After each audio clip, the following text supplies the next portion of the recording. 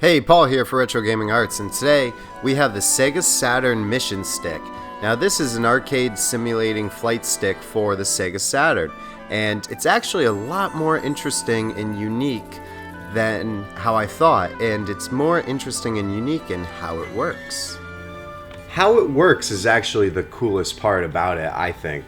Other than playing Panzer Dragoon with a joystick, that part's really cool too, but how it works is very interesting. So what I'm going to do is I'm going to take it apart and I'm going to show you exactly how it works. And it's far different than, let's say, the SEGA Saturn Fight Pad, because this right here is essentially just a giant controller.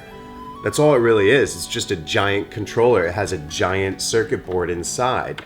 Now the Mission Stick is actually pretty different, so let's open it up and see how it works.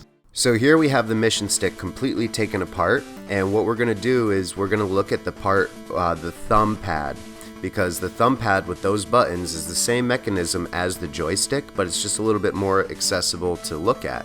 So what we have on this board is we have an infrared LED directly next to a photo cell, and on the other side of the button we have a piece of white reflective tape.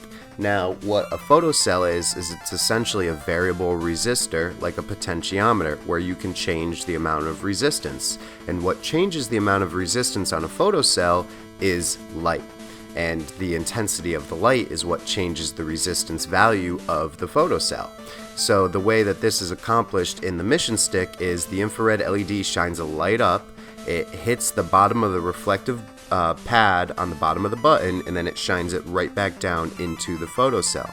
So when you move the button closer to the photocell, it's getting more light, and then that changes the resistance, and it knows exactly the distance of how much you're moving it, so it's a much more precise mechanism.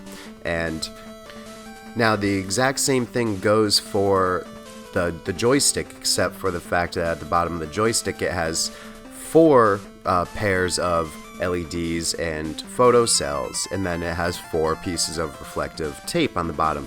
So as you're moving it in all the different directions, it's the same mechanic, it's just happening 4 times to measure where the stick is. And then based upon the intensity of the light being reflected off the bottom of the pad going to the photocell, that's how it knows what direction it is. And pretty soon what we're going to do is we're going to turn the lights off, plug this in, and we're going to use some external light to see what happens. I just think the use of photocells is just so cool, and that's also how you get a more accurate, more precise movement from the stick going back and forth, because from it measuring the distance of the light is that's just cool. And it's just so interesting that this came out in the mid-90s. I'm not exactly sure when it came out.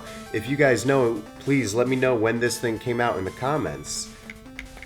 So here we have the Mission Stick taken apart, hooked up to a SEGA Saturn, and playing Panzer Dragoon. So right now the lights are still on, and I'm going to add additional light to see what the reaction is. And as you see it, as you move the light around, you can actually get some movement on your crosshair. And it's not as responsive as I thought it would be, and that may be because the regular lights are still on.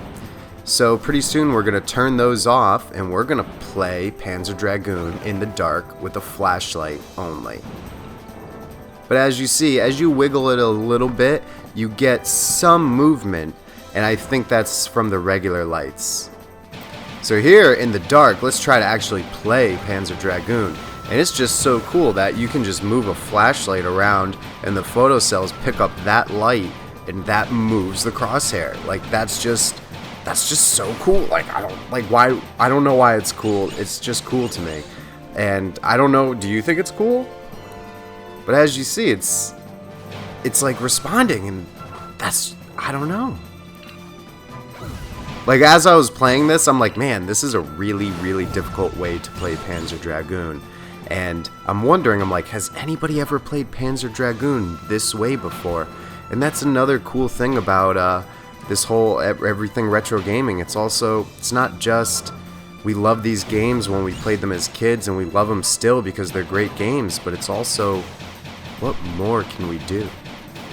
And that's the coolest part to me.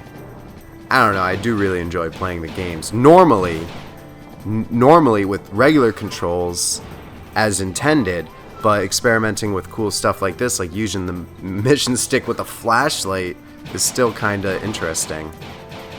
Not so much for this is how I want to beat Panzer Dragoon, because I got a game over. So I hope you enjoyed me playing the mission stick in the dark with just a light. And it's just so cool how you can just shine a light around and that will control what you're doing. You don't even need to use the mission stick. You can just use a flashlight. Not recommended. It was pretty difficult to try to play Panzer Dragoon with just a flashlight, but still. So I hope you enjoyed seeing how this thing works and seeing what it looks like on the inside. If you like more stuff like this, I mean, feel free to check out my whole channel. It's all based around stuff like this, and if you have checked out my channel, thank you. And I'll see you guys next time.